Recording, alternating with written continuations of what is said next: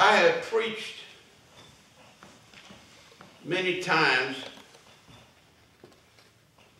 in the last 40 plus years on the gospel where Jesus stood up in the temple or synagogue and read. Remember, books in Jesus' day were in scroll form. They were rolled up. Think of something much more elaborate than wallpaper, but they had to be unscrolled to read.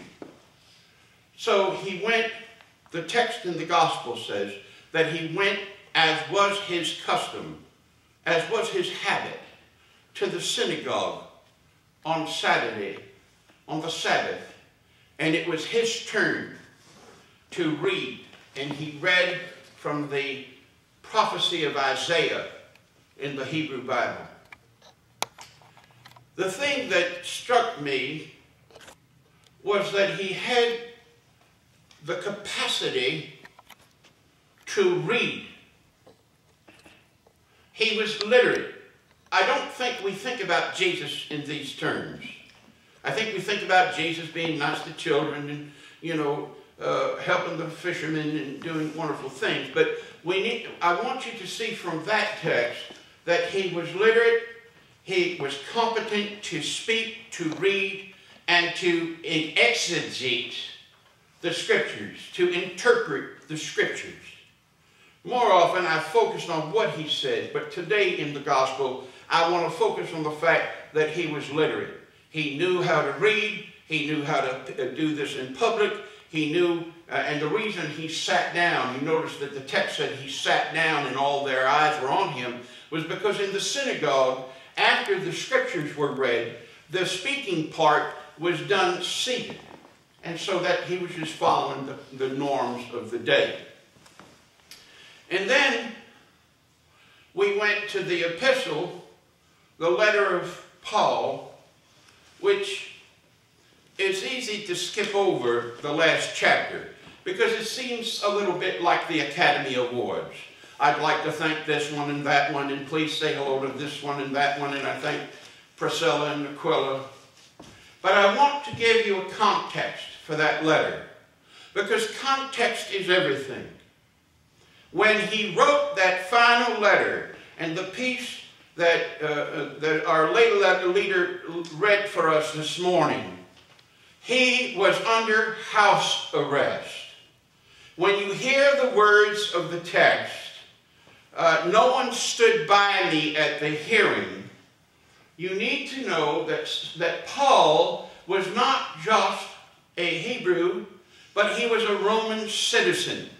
He had been seriously mistreated by the judicial system of his day, and he reserved his right as a Roman citizen to appeal to Caesar. So as he is under house arrest, in this last chapter, well, it wasn't a chapter then, but at the end of this letter, he says several things. I'm waiting for my final hearing, which means he's going before Caesar to defend himself, because that was the right of every Roman citizen. Secondly, it's winter and I'm cold. Send my winter coat, and by the way, I want my books and I want my notebooks. At the end of his life, what was important to St. Paul was that he understood his rights as a citizen of the Roman Empire, and he exercised his judicial rights as a citizen by his final appeal for his rights to Caesar. Literacy and human rights are intertwined. Horace Greeley, the newspaper publisher in New York in the mid-1800s, said, "It is impossible to enslave a Bible-reading public." Literacy has always been at the forefront of the Protestant church. I want you to understand our history, and then I want to talk about what's going on now.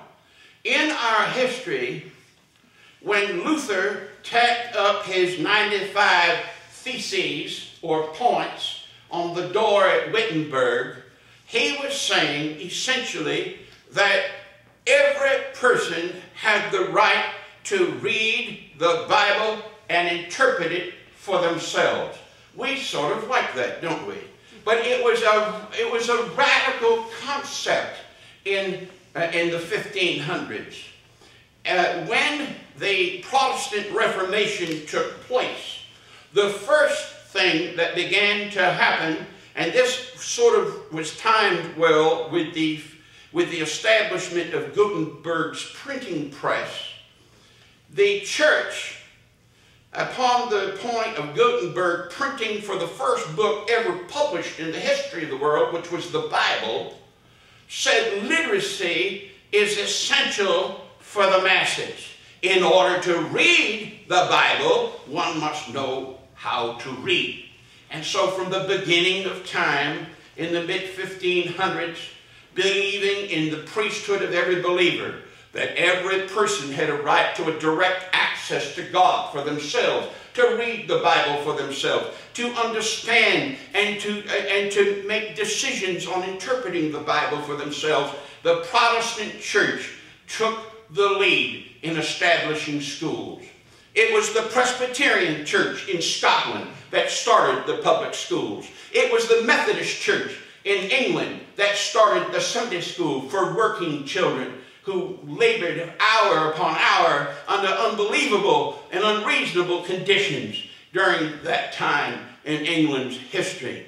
Throughout the history of the United States, it was always the church that insisted that public education be a part of our democracy. It was a given. It was understood. At the beginning of the 1800s, we had a literacy rate in Connecticut of some 89 to 95% of all men in that state were literate.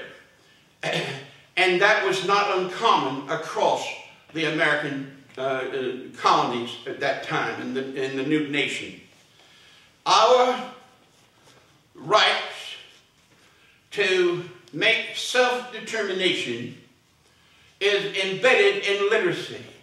There's a great quote from Wendell Berry's essay that I did not read. It's one sentence that says that when we are illiterate, we can be easily exploited.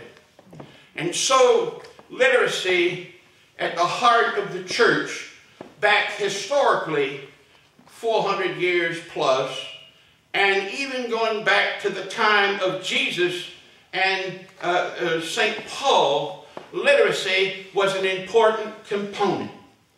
It was foundational, and it informed people's rights.